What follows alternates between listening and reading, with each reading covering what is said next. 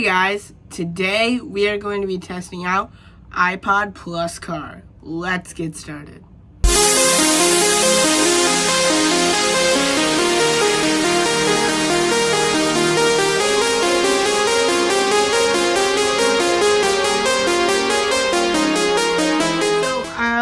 I do need to explain something about the way these all these car infotainment and music systems work. Like their stereo system. There's two types of connection protocols that this use. The connection protocol that the cars use for the iPods and Androids too, it's called IAP. Now that stands for Interface Accessory Protocol. So basically, it communicates with your Apple device, like your iPod, for example, right there, that I got back there, and your car, or in this case, it communicates with the dock. This was originally referred to as iPod Plus car. At least that was the way Apple referred to it.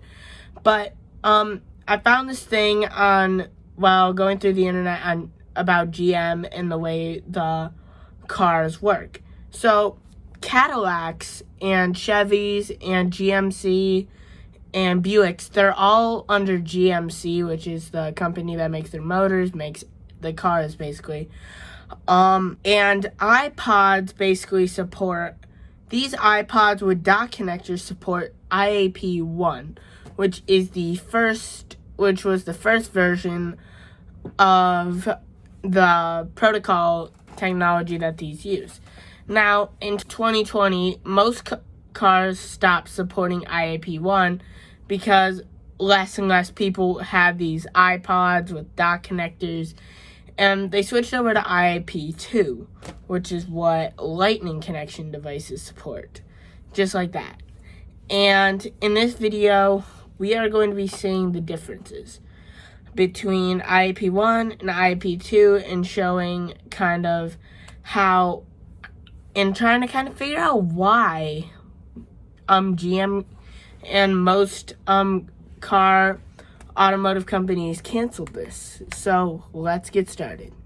Alright, so the first device we are going to be testing is this iPod Classic. So this is a 2019 CTS.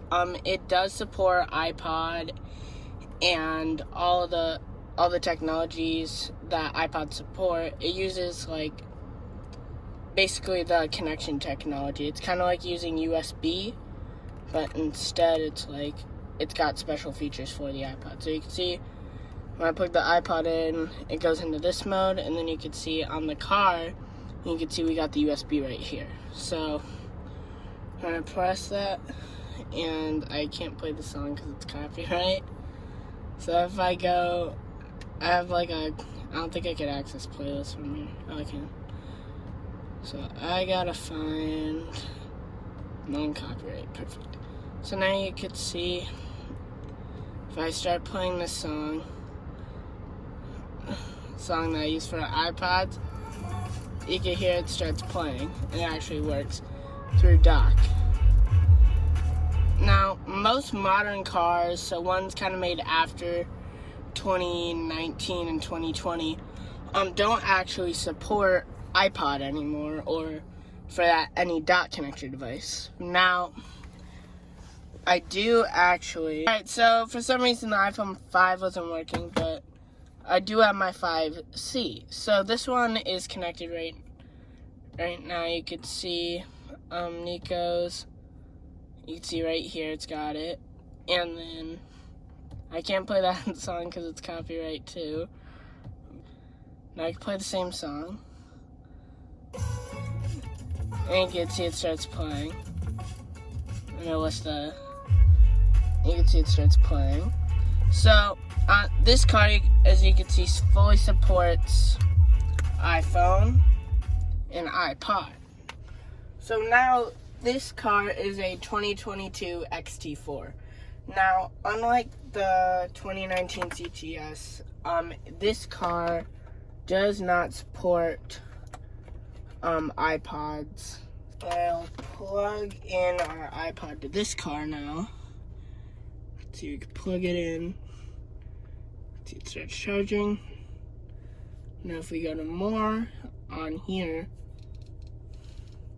normally like my dad's car, aka the CTS, it would show the iPod, but this one isn't. So because normally what the iPod would do is it would go into car mode and it would say, hey, you have a car connected. But this one, you can see it isn't showing anything. Now, on devices like the iPhone 4S, it's not charged, but when you would connect it, what it would show is it would say the connected accessory isn't supported. So these iPods don't work, period, in these cars. However, this is a 5th generation iPod Touch with Lightning.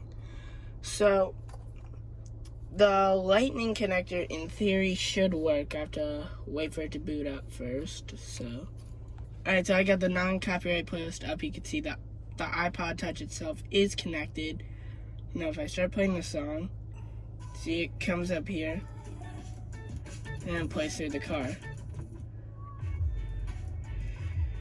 So iPods in general are still able to connect to modern cars, but only iPods using the Lightning connector.